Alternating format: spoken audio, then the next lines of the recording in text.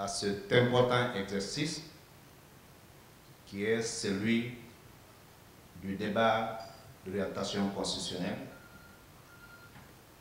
à l'issue duquel débat nous aspirons doter notre pays d'une constitution non pas imposée mais voulue par les Guinéens. Monsieur le Président, vous avez rappelé tout à l'heure que nous voulons une constitution à la fois qui nous ressemble et qui nous assemble. Ces termes a tout son pesant d'or et il convient de le tenir en compte. En effet, je voudrais, au nom du ministre de la Sécurité et de la Protection civile,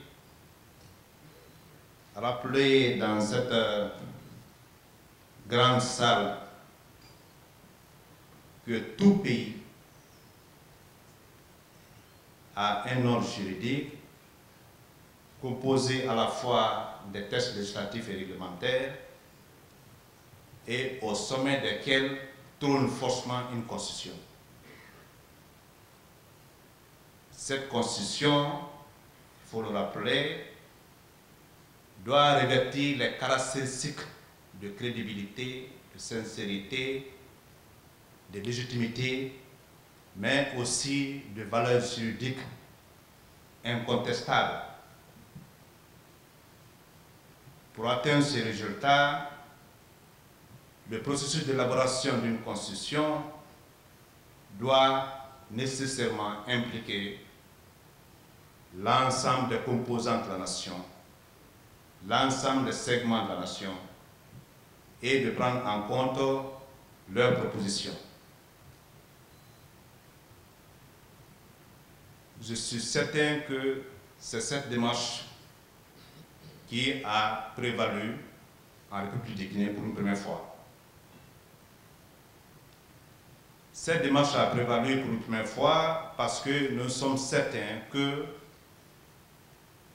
vous avez entrepris beaucoup de démarches pour arriver à ce stade et qui n'est pas encore fini.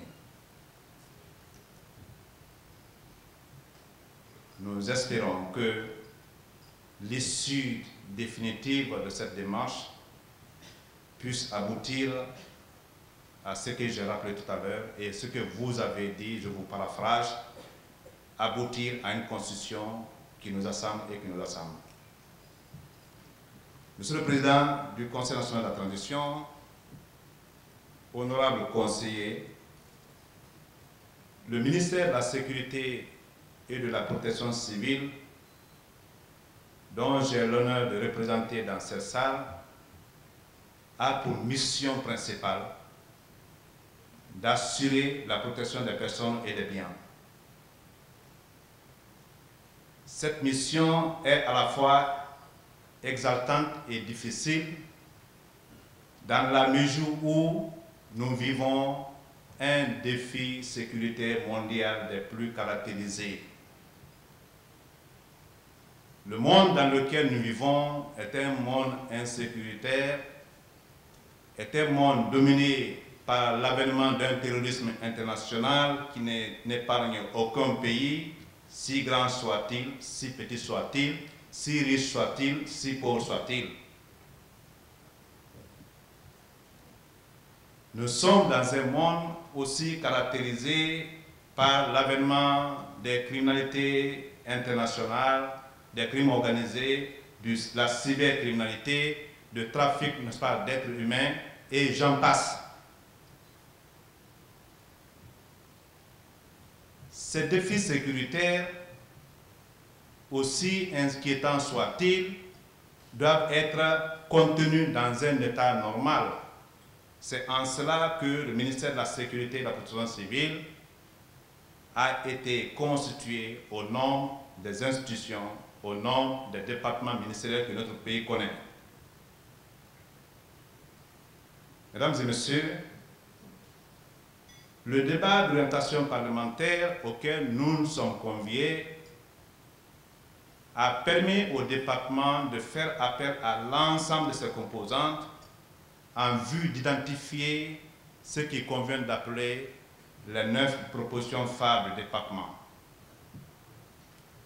Les propositions que je voudrais décliner ici sont celles qui, à notre avis, pourraient contribuer à garantir une lutte efficace contre l'insécurité galopante que nous connaissons. Donc, avec votre permission, le ministère de la Sécurité et de la Protection civile a cru devoir, dans un premier temps, proposer la constitutionnalisation de la tolérance zéro contre les violences basées sur le genre. Cela est d'autant plus utile qu'aujourd'hui, nous sommes tous témoins et même victimes de la récurrence, de la gravité des violences basées sur le genre qui ont pour nom le viol, des violences faites aux femmes et j'en passe.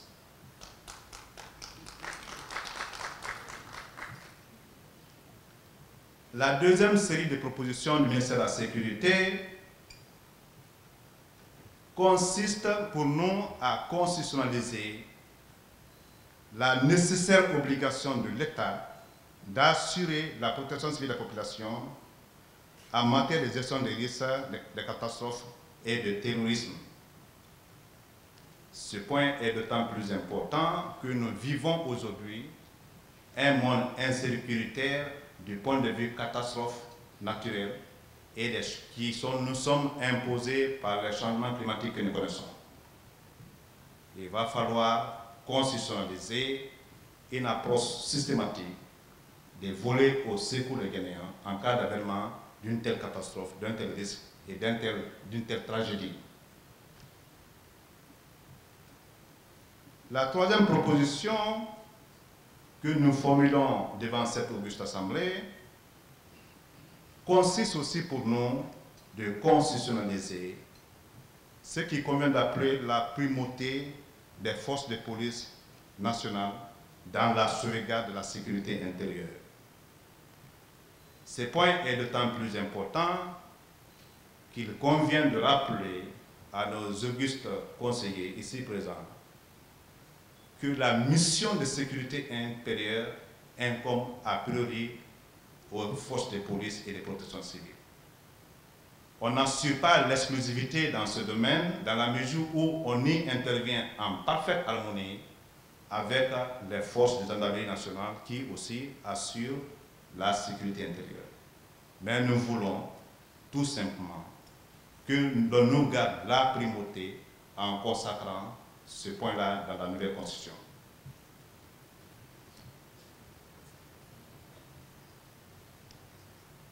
Un autre point très important en termes de proposition consiste à constitutionnaliser la soumission exclusive des forces de police et de protection civile aux statuts spéciaux qui les régissent.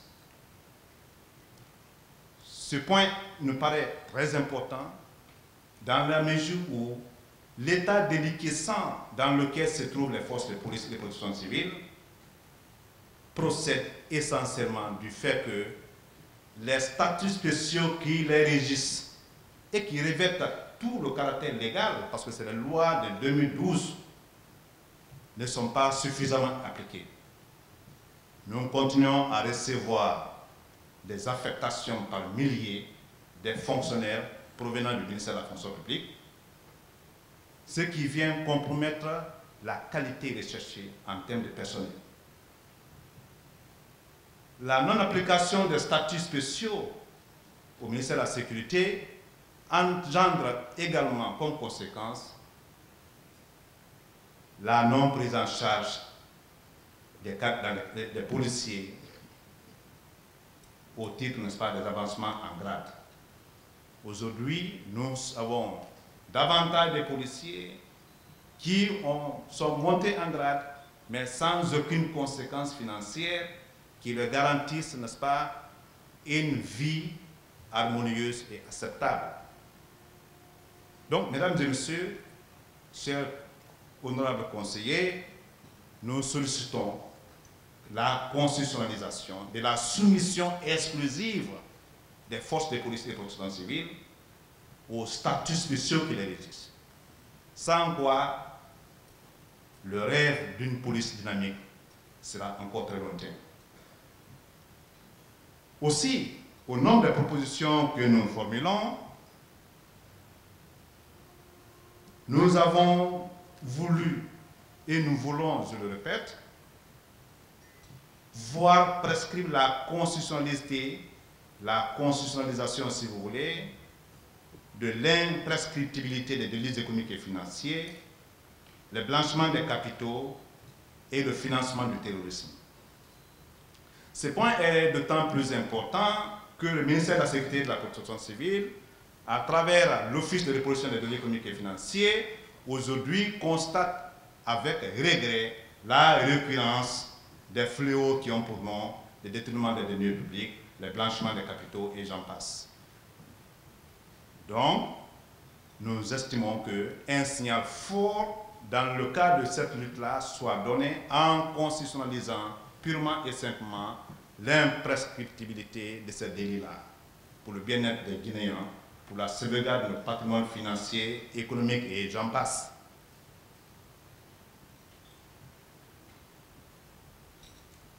Aussi, le ministère de la Sécurité et de la Protection civile estime que la constitutionnalisation et la criminalisation des agressions physiques contre tout fonctionnaire de police et de protection civile dans l'exercice ou à l'occasion de l'exercice de la fonction doit être caractérisée. Ce n'est qu'une conséquence logique. La place qui doit être la sienne, je vais parler du ministère de la Sécurité, dans l'arsenal de sauvegarde de la sécurité intérieure. Aujourd'hui, la prise à partie de nos fonctionnaires est devenue monnaie courante et la loi qui prescrit et qui réprime l'offense contre tout fonctionnaire, y compris les fonctionnaires de police, n'est pas suffisamment sévère parce qu'elle ne prévoit que 6 mois de sanction à l'égard de ceux ou de celles qui se livrent à des actes, n'est-ce pas, des faits contre les fonctionnaires de police. Nous estimons que leur protection dans ce sens-là passe nécessairement par la constitutionnalisation et la criminalisation de ce comportement à leur égard.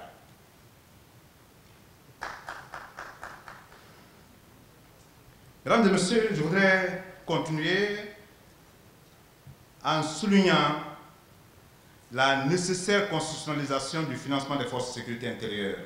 Cela peut paraître assez anodin, mais toujours est-il que le ministère de la Sécurité et de la Protection civile, on l'a rappelé à l'occasion de notre passage dans le cadre, n'est-ce pas, des débats d'adoption, n'est-ce pas, de la loi des finances initiales, nous avons eu à rappeler la modicité,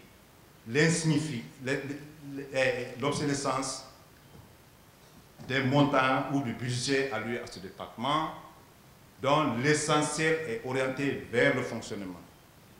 Les 75% des ressources allouées au département de la sécurité sont consacrées exclusivement à son fonctionnement. Et aujourd'hui, la lutte contre l'insécurité qui nous rend tous et toutes suppose nécessairement une police équipée, une police opérationnelle qui soit capable d'assumer sa mission parce que les conditions matérielles et financières sont réunies. Monsieur le Président du Conseil national de la transition, honorables conseillers nationaux, la lutte contre la criminalité est nécessaire au développement de tout pays. Elle est nécessaire au bien-être social de tous les Guinéens. Elle est nécessaire à la stabilité politique de notre pays. Pour gagner cette lutte-là, nous estimons que les conditions optimales de travail doivent être créées. Mais ces conditions optimales de travail, si elles ne sont pas soutenues par des dispositions ou par des normes suprêmes, qui est celle de la Constitution, nous estimons que la prise en compte de ce débat, la prise en compte de ce défi va encore perdurer longtemps. Et nous estimons que la future Constitution, si elle prescrit ce défi qui nous étrennes aujourd'hui qui entravent notre meilleur fonctionnement possible aujourd'hui sont prises en compte.